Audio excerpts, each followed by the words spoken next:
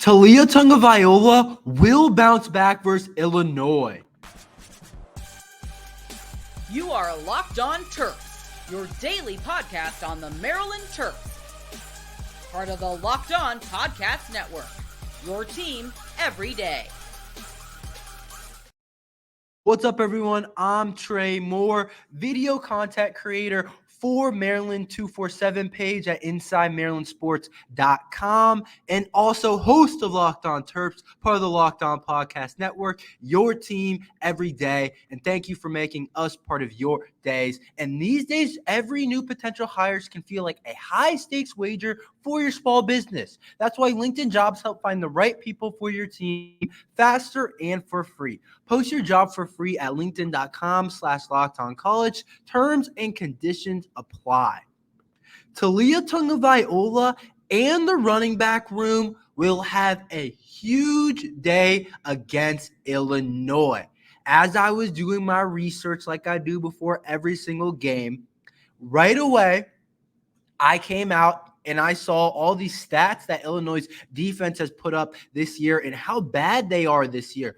They're terrible. They rank last in the Big Ten in multiple categories, and they rank last in terms of points per game at 28.8. They rank last in yards per game at 401 yards per game that they're giving up. That's a lot of yardage to give up, 400 yards per game. That means teams are able to throw it on you, teams are running it on you, and worst of all, their run defense has been pretty terrible at 176 rushing yards per game. So I was looking at this right away and saying to myself, the Maryland offense has a chance to do something special. Obviously, Taulia does, but also I think the running back room, especially Roman Hemby, I hope he gets going, but the receivers too. I didn't say that in my take, but I do think that the receivers and the overall offense can have a chance to have a big day. But I'm going to focus on Taulia and the running back room. If we look at Illinois' defense from last year, if you don't remember, they may have been the best defense in college football last year. They had multiple players go to the NFL on their defense from last year, including Devon Witherspoon, Sidney Brown, and Jartavius Brown. So they have multiple really good overall players. If you don't remember, Devon was a Thorpe Award finalist, consensus All-American, and was the number 5 pick in the draft to the Seattle Seahawks. And he just went off for the Seattle Seahawks. He had a crazy game the last game that he played. I remember I was watching him. I think it was a primetime game. But Devon Witherspoon was going off on either Monday night or Sunday night. I don't remember which one. But he had like a pick 6. He was making plays in the run game. So his game has translated to the NFL quite well. And you look at Sidney Brown was a 3rd-round pick. He was first-team All-Big Ten at safety for them. And then Jartavius Brown was a 2nd-round pick at safety for the Commanders. Illinois last year arguably had the best secondary in all of college football. To have 3 guys go in the top 3 rounds of the draft, including a cornerback go top 5 in the draft and 2 safeties in the 2nd and 3rd round, and safeties don't usually go in the 1st round. So those were 2 guys that were on top of the safety ranking. So to have those guys go in the first 3 rounds, it's a really good look for your program. But overall, we're talking about the Maryland Terrapins. How does that have to do with us this year? Illinois' inexperience. They have lost a lot. There's a bunch of new starters in there, and they got some talented players. I was reading about a talented cornerback that they had that is a sophomore now, and he's a starter, and he's top of the Big Ten in pass deflection. They definitely have some still good players back there, but there's a reason their defense ranks last in the Big Ten. So I think it's a huge day for Taulia, because I think he's going to be able to throw the ball all over the place against this defense in Illinois' secondary. And if you look at what the Terps wide receivers have done so far, we're only one of the other teams. I forget who the other team was, but we're one of the only teams in the country with a bunch of guys over 300 yards. So we have the balanced attack in the receiver room to allow Taulia to have a great game. And then also Illinois' cornerback room and their secondary overall. It's a bunch of new guys in there replacing straight dudes who are making plays on Sunday, like I talked about with Devon Witherspoon and Sidney Brown. Those were straight players. But this year, Maryland has the advantage all over the place in terms of Maryland's offense against Maryland's or against Illinois' defense. So I think Maryland's offense will be able to take advantage. And more importantly, more importantly is the offense overall takes advantage of it. But to go along with that, I think Taulia Tagovailoa will also take advantage of the new secondary starters. But Taulia is not the only one that should have a big day. The running back room should have a big day. I feel like every game I keep saying this, I'm like, oh, we should run the ball well against this team. They rank bottom of the Big Ten or bottom in the country in run defense. I said it against Virginia. I think I said it a couple other times. But this team does rank last in the Big Ten in rushing yards per game. They allow about 176 per game. So what am I looking at so far? Like, I had a segment that was saying that our running back room has been confusing. I'm confused. At first, we thought Roman Hemby might be an all Big Ten type of player, maybe honorable mention, maybe he could sneak second team Big Ten, but there are a ton of good backs in the Big Ten, so that's not an easy place to make. But we thought Roman Hemby was talented enough to maybe push for that. But he's been cold and hot for sure. And then we look at Antoine Littleton. He's had a really good stretch so far. He averaged 10 yards per carry 2 weeks ago and had a really solid game last week against Ohio State. Roman Hemby played solid against Ohio State too, had a nice run for like 17 yards and averaged 4.4 yards per carry. So overall, the running back room is interesting. And of course, you can't forget about Colby McDonald, who never really struck cold. They just kind of stopped giving him carries, which I don't really understand why when he's averaging still 7.2 yards per carry. He was like top 10 in the country in yards per carry. But overall, my point is I think this is a game to get the running game going. I think Taulia will have a big day, but I also can see the backs having a big day because that's what Illinois has done every single game. And I know we're pass happy, but this team has not been able to stop the run. 176 yards per game. That's a lot of rushing yards to give up. Meanwhile, we haven't been a good rushing team at all. Like I said, we haven't gotten Roman Hemby going. I'm telling you, ever since Mel Kiper ranked Roman Hemby the second back on his big board, which almost certainly will not stay the same, I swear Roman Hemby's play has gotten a lot worse. I do think he's been nicked up a little bit. He looks like a step slower at times. I don't really know. I'm not sure exactly the injury report with him because he's played every game. But ever since he went off against Charlotte for like 160 rushing yards and like 40 receiving yards, and he went absolutely crazy, Roman Hemby hasn't been the same guy. But if I'm looking at what Illinois' defense is giving up, like I said, 176 rushing yards per game, and the explosive ability that I know Roman Hemby has in him, I think it's going to be a huge day for the running backs. And how does that translate to Taulia? That will be pressure off Taulia. That will open up play action deep shots. So maybe Octavian Smith gets a play action deep shot. Maybe Caden Prather gets a play action deep shot. I think it'll allow one of those guys to get open down the field because they're going to be focused maybe on a run game, which I can't say with confidence that that's going to happen because we never seem to run the ball particularly well. But I think we will this game, and I think it'll take pressure off Taulia. And when the run game's going, Taulia doesn't turn over the ball as much. But when it's not going and we have to throw the ball, Taulia tends to turn over the ball a lot more. But I think we'll have both going in the game. I think the run game will be going and the pass game will going. And I think it will complement each other perfectly against this Illinois team because teams have been able to do that. A lot of teams have passed for not like a ton of yardage, but it's always a solid like 260, 270, 250 yards against this Illinois defense, who they do still have a lot of good players, and we'll get into some of those good players, especially one of those big, really good players in the next segment, so make sure you stick around. But I think it will be a Taulia day because of the Illinois defense overall and the inexperience in the secondary to sum it up. And also, I think you look at how bad the run defense is. Roman Hemby will rush well, and then it will complement each other well. While Taulia won't have pressure on his shoulders to carry the offense throwing the ball, will allow him to take shots down the field while also knowing that he can fall back on the run game.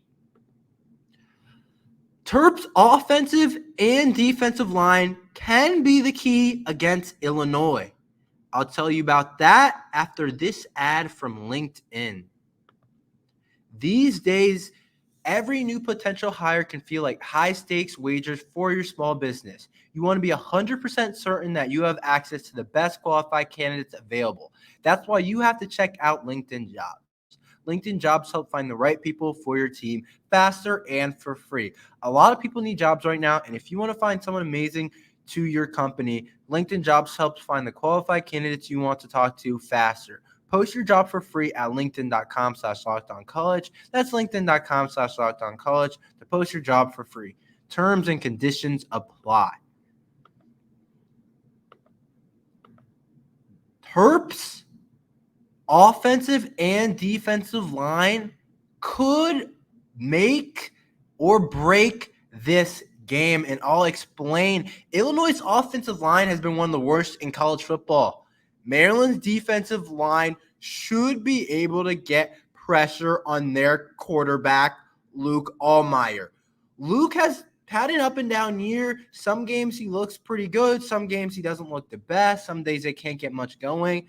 I watched him in a couple of games, and the offense is really stagnant sometimes, but he does have a really big-time wide receiver in Isaiah Williams. But I want to focus back on the offensive line.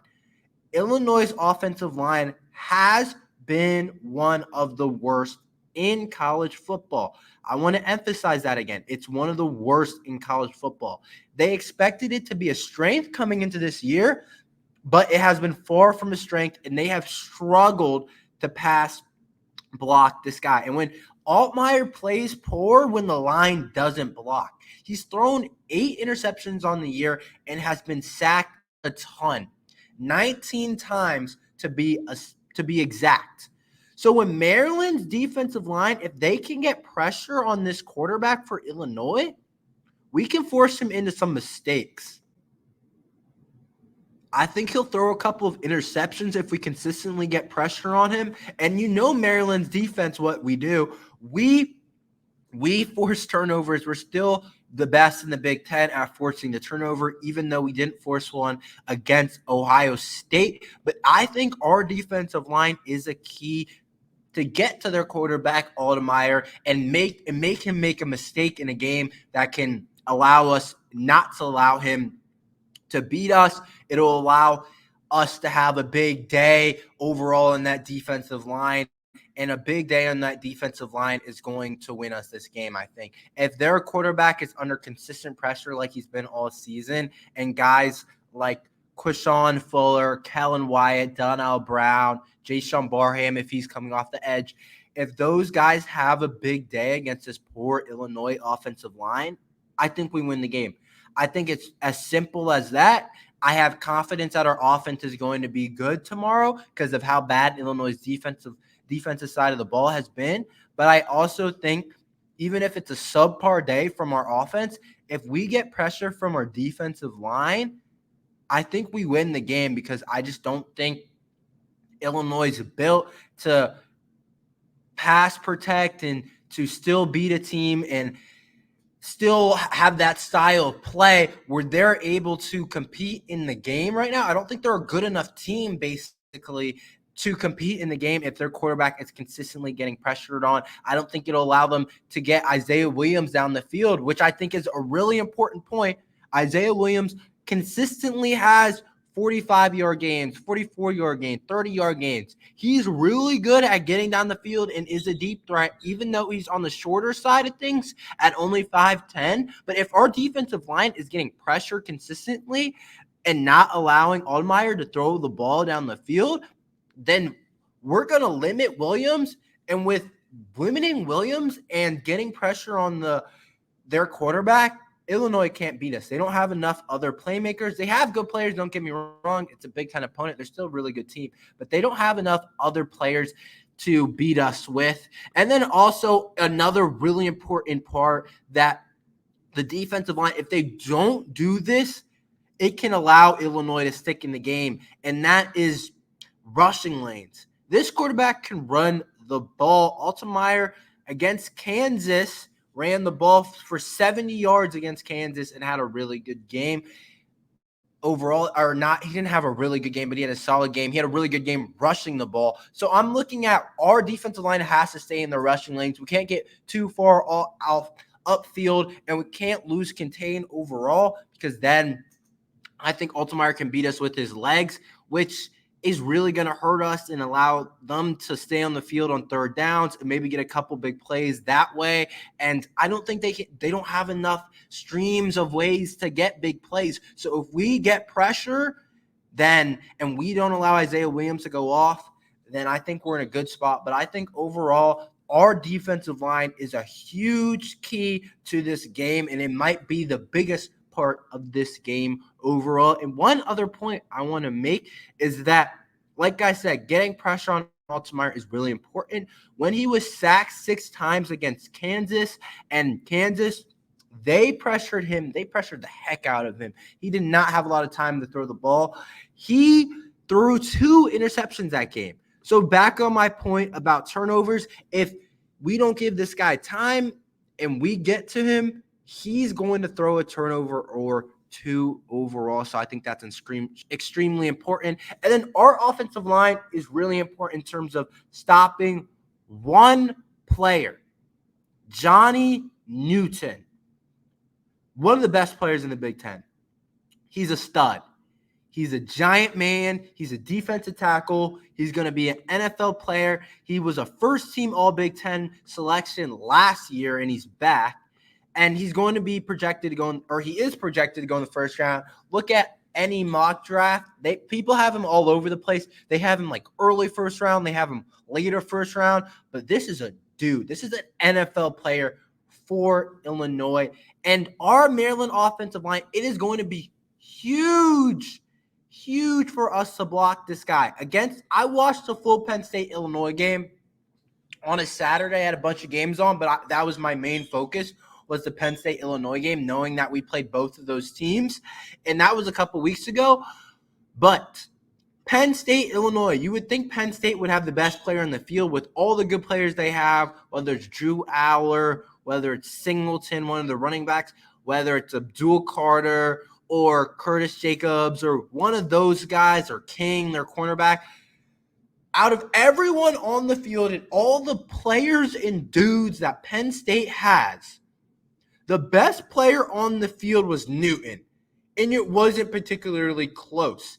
He's only had 2.5 sacks on the year, but don't look at the sacks number. He's a defensive tackle, so it is really challenging, especially when everyone knows about him, to create constant pressure. But that's exactly what he's doing.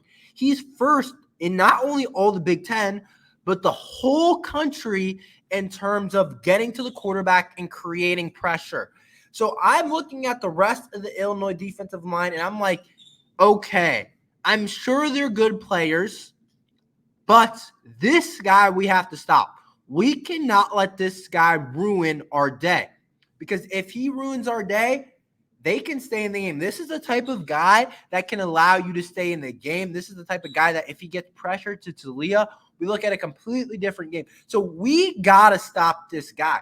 Penn State has a really good offensive line, and they had trouble stopping this guy. So whether it's a double team, whether you can't really – it's hard to chip a guy when he's playing defensive tackle, but different ways. I know they're game planning for it, but that's why I think the offensive line is going to be really important, especially emphasis on the interior offensive line to stop Illinois overall, because we do not want this guy to wreck the game plan, because I promise you he can. I've seen him against Penn State, first in all the country in pressures in terms of defensive tackle. He's going to be a first-round pick in the draft. He's going to play on Sundays.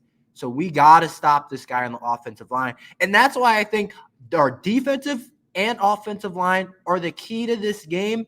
I think Taulia will have a big day and all that, but I think the biggest key to the game isn't the wide receiver room, isn't the running backs. I think it's the defensive and offensive line. Yesterday, I said the cornerbacks, but as the more and more I think about it, Isaiah Williams is a really good player overall, but I think our defensive line creating pressure and not letting him get downfield will kind of be almost more important than our cornerbacks stopping that guy, because it's really hard. He's going to get some receptions. It's really hard to cover that guy. So overall, our offensive line is extremely important in stopping Newton because he can make the game a lot closer than it should be. And our defensive line is extremely important to get pressure on Altmaier and make him make mistakes. Will the Terps win and cover the spread? It's prediction time after this message from Locked On and FanDuel. College football season is here, and this season, Locked On is kicking up your coverage with Locked On College Football Kickoff Live. Each Friday, Locked On will go live from 11 a.m. to 11 a.m. Eastern on every Locked On College YouTube channel. College Football Kickoff Live will cover playoff implications, the conference rivalry games, and go in depth like only Locked On can, including insight and analysis from our stable of Locked On College hosts covering their team every day. Find Locked On College Football Kickoff Live every Friday at 11 a.m. Eastern on any Locked On College YouTube channel. You won't want to miss it. Right now, new customers can get $200 in bonus bets guaranteed when you place $5 bet. That's $200 in bonus bets, win or lose. If you've been thinking about joining FanDuel, there's no better time to get in on the action. The app is easy to use. There's a wide range of betting options, including spreads, player props, over-unders, and more. So visit FanDuel.com/locked-on and kick off the NFL season. FanDuel, the official partner of the NFL. Will the Terps cover the spread against Illinois? The spread is 14.5, and I'm going to go ahead and say the Terps are not going to cover. I think Illinois covers the spread, but I do think the Terps win. I'm looking at this game, and I'm scared. I talked about it yesterday. This game can kind of lead to how our season goes. If we, some reason, hopefully we don't, I don't think we will, but if we drop this game to Illinois and we're on a 2-game losing streak, the fans feel a lot different about this game. The coaching staff or the season, the coaching staff is going to feel a lot different. The vibe is going to feel a lot different. Right now, we're happy. Even coming off a loss to Ohio State, we think we have a lot to look forward to. We think we have a huge bowl game to eventually get to. But if we put a 2-game losing streak together against an Illinois team that we're favored against 14.5 points, that's really going to suck overall for the fans, for the team, for the players. But 14.5 is a pretty big spread. I still think we win comfortably, but I think Illinois kind of backhand covers it. But this Illinois team scares me because I feel like they have everything you kind of need to make a game close. And I talked about all of these spots, but I'm going to tell you again. They have a big-time wide receiver in Isaiah Williams, first in the Big Ten in receiving, one of the best in the country, top 25 in receiving yards in the country. And a big-time wide receiver like that can make some plays that he's not really supposed to make, and suddenly the game's a lot closer. And then you look at their pass rusher in Jer'Zhan Newton, who I also talked about. You need a pass rusher if you're going to upset a big-time team, and a guy like that on their interior defensive line, he can do some things against the Maryland Terrapins. So those two really scare me at the wide receiver position, the playmaking position, to be able to make a couple of plays. I think I can see Williams. Honestly, I don't know if Tarheeb still is going to play. And if he does, is he 100% healthy? I don't know. But I just saw Marvin Harrison go crazy on us. So I don't know exactly what Williams is going to do against us. I think we'll have a chance of covering him up pretty well, but I think he can make some plays, and that's just me being realistic. I'm not going to sit here and be like, he's not going to make any plays at all, and we're going to clamp him, and he's not going to get a catch. He's too good of a player. He's going to make some plays. Hopefully we can limit it and make some other guys make some plays, but I can see him making some plays that help them cover the spread. And they have a dual-threat quarterback in Altmaier. Dual-threat quarterbacks, they scare me in college football. They can make a couple of plays they're not supposed to make on a third down, and I think Maryland had some trouble with this so far this season, at times stopping quarterback run play, but this is going to be testing a guy that can throw and run the ball, and it just can allow you to convert a third down, like I was saying, create a 20-yard rush when you're not really supposed to. It can allow you to make a big play that can really help you win the game. So those are the three components I'm looking at, and I'm thinking Illinois covers a 14.5 spread.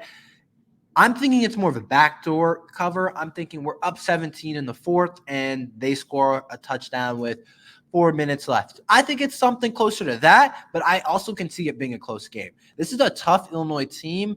This is an Illinois team that has really been a good team the past couple of years, and they had a lot of hype going into the season. A lot of people thought they would be a really good team.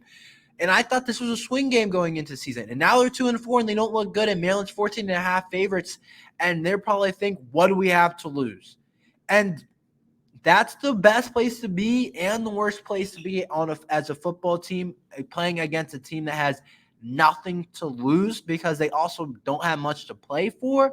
Obviously, it's early on in the season. They could still make a bowl game, but they're coming into the shell thinking what they probably think they can beat us, honestly. They're watching us play Ohio State, our offense stalling out, and they're probably like, oh, we can stop them. Overall, I just can see them covering the spread. We'll see what happens. I hope they don't. I hope I'm wrong. I hope Maryland wins by a lot. I love seeing a bunch of guys get into the game, but overall, we'll see what happens. But thank you for listening to Locked On Terps. Please like and subscribe. We're here every day talking about the Maryland Terrapins, and we'll be getting into some basketball, a lot of basketball soon. So if you're a basketball fan, we will be covering all those games too, so don't you worry. But thank you for listening to Locked On Terps.